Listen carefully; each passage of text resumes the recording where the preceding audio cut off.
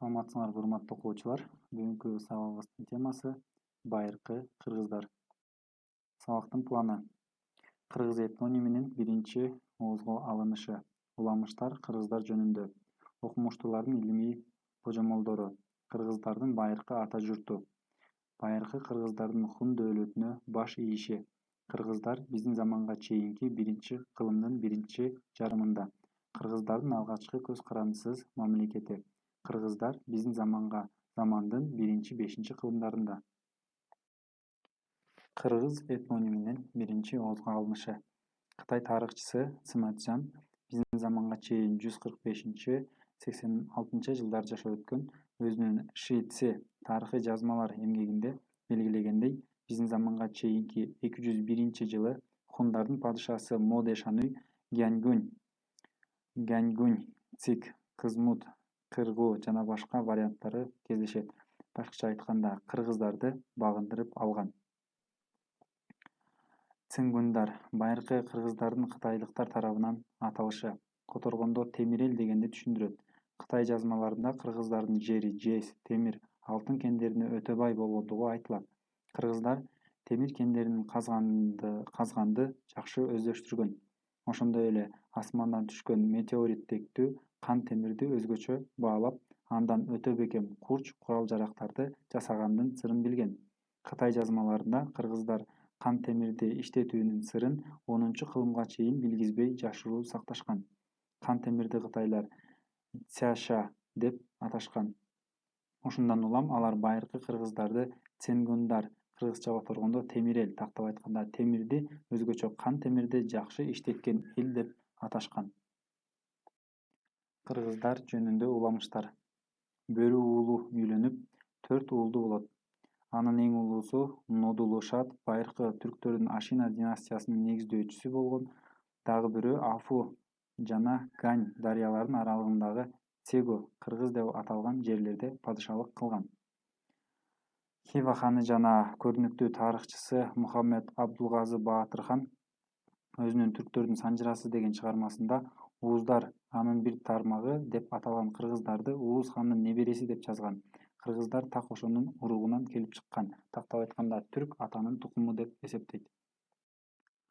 Моголстандын Дуглат уурусунан чыккан тарыхчы Мухаммед Мурза Хайдар тарабынан жазылган Тарихи Рашид деген китебинде Сейф-ад-Дин Акскендинин Мажмуат Таварих эмгегинде жана Кудай Архандын мезгилинде Насап Наама деген эмгекте кыргыздардын теги жөнүндө төмөндөгүдөй айтылат.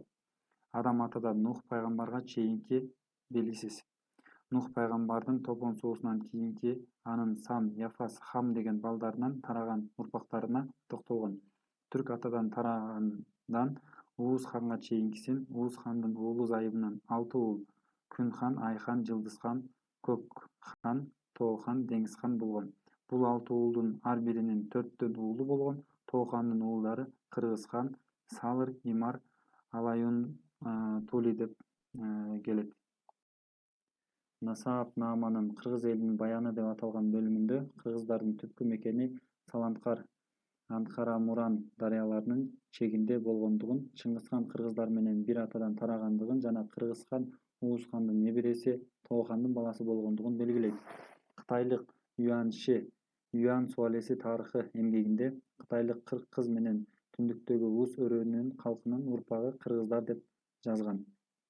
Ферганалык Сейф-ад-Дин Акскендинин маалыматы боюнча Султан Санжар чыгыш Ферганага кол салганда өзгөндүк 40 Уус Кожентте түндүк Тажикстанга качып барып баш калкалашып, алардан кыргыздар келип чыккан деген уламыш жазылган.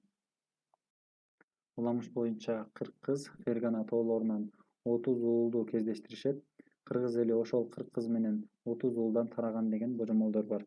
Кыргыз элинин курамына кирген урук ууру бирикмелери өздөрүнүн уламыштарын ойлоп табышкан. Мисалы, Бугу уурусу өздөрүнүн буг энеден, багыштар кара багыштан, сар багыштар багыштардан тараган. Алар адамдардын аң сезимине тотемизм үстөмдүк кылган мезгилде жаралган. Ошондой эле кыргыз элинин келип чыгышы тууралуу окумуштуулардын илимий божомолдору бар. Алар ар кандай келет. Алардын кээ бирлерине токтолсок, 40 жана 100, 40-100. Радуловдун пикири боюнча 40 жана 40 киши. Ахмет Тохандын пикири боюнча 40 жана кыз кара чачтуу эл дегенди түшүндүргөн Айтмуратовдун пикири боюнча. Ошондой эле 40 жанагы көпчүлүк санды туюндуруучу ыз мүчөсүнүн жалганыштырылышы Кызылдар Петровдун пикири боюнча 40 жана ууз. Кызыл ууз тактап айтканда түштүк ууздар же батыш ууздар. Бул дагы Петровдун пикири боюнча. Ал эми Кононовдун пикири боюнча кыргын, кыргыт, кыргыз албырган жүздүү, көк көздүү эл. Кыргыз, кырылгыс, түгөнгүс, жаңыланып туруучу, түбөлүктүү, жеңилгис эл. Өмүрзаковдун пикири боюнча. Манас эпосунун жайсаң варианты боюнча кыргыз 40 ууздан, тактап айтканда Ууз хандын 40 уулунун тукумунан таралган эл. Сагынбай Орозбаковдун варианты боюнча Ууз хан Манастын 9 атасы болгон. Ошондой эле кыргыч, кыргын салуучу жоокер. Кыргыз Акай Киненин варианты боюнча. Кыргыздар деген термин орто кылымдарда Енисейден Уралга чейинки аймакта кеңири таралган. Кыргыз кайраттуу, күчтүү жоокер, күжүрмөн адам дегенди түшүндүргөн. Орто кылымдардагы Назими Искендер намесинде Пушкин Капитан кызы повестинде кыргыздар жөнүндө жазган. Урал дарыясынын чыгыш тарабында жашаган элдин баарын кыргыздар деп аташкан. Орустун улуу тарыхчысы Карамзин Россия мамлекетинин тарыхы деген китебинде да кыргыздар жөнүндө жазган. Ошентип, кыргыз этноними белгилүү бир уурунун аталышы катары пайда болуп, кийинчерээк Борбордук Азиядагы көпчүлүк түрк тилдүү элдердин жалпы аталышына ээ болгон. Кыргыздардын байыркы ата журту. Кытайлык байыркы тарыхчы Баньгу өзүнүн Ханшу эмгегинде кыргыздардан чыгышта 7000 ли узактыкта хундардын шан үйлөрүнүн ордосу жайгашкан деп жазган. Баньгунун маалыматына таянып, археолог профессор Худяков, синолог Боровкова кыргыздардын биздин заманга чейинки биринчи кылымда ата журту Чыгыш Теңир Тоо аймагында болгондугун далилдешүүдө. Бул журт азыркы Чыгыш Түркістандагы Манас, Кара шаар сыяктуу шаарлардын түндүк тарабында, Борохоро тоо кыркасынын түндүгүндө орун алган. Байыркы түрк элдеринин ичинен хундар, усундар, динниндер, дилдер, ошондой эле Чыгыш Түркістандагы Индия европалык тилдерде сүйлөгөн калктар, юджилер, тактап айтканда тохарлар эзелден эле кыргыздарга коңшу жашаган элдер болгон. Байыркы кыргыздардын кесиптери. Кыргыздар көчмөн мал чарбачылык жүргүзгөн, жылкы негизги орунду ээлеген. Аң уулоочулук, аскердик өнөрдүн жана оюн-зоокдун өнүгүшүнө мүмкүнчүлүк түзгөн кесип болгон. Зергерчилик, жыгач устачылык, тери иштетүүчүлүк, кийиз жасоо, өрмөчүлүк, оймочулук менен да кеңири алектенишкен. Кээ бир аймактарда дыйканчылык менен да кесиптенишкен. Биздин заманга чейинки биринчи кылымдын ортосунда хундардын башчысы Чирчи өзүнүн армиясын кыргыз жоокерлери менен чыңдап, Енисейдин Миң өзөнүн басып алат. Ушундан кийин кыргыздар Енисейге келишкен деген пикир бар. Ал эми хундар Енисейге көп кармалбай талас өрөөнүнө келип олтурукташып калган. Бул жерде биздин заманга чейинки 36-жылы хундарга кытайлар сокку берип, Чирчи хан туткунга алынып, башы алынган.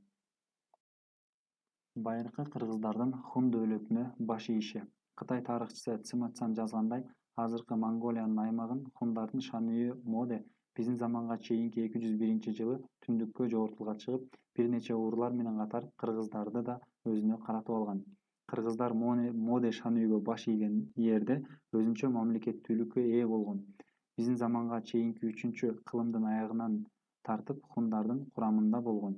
Хундардын саясий башкаруусу жана аскердик өнөрү байыркы кыргыздар тарабынан өздөштүрүлүп, оң канат, сол канат, чордондук топ ичкилик болуп жиктелүүсүн уланткан.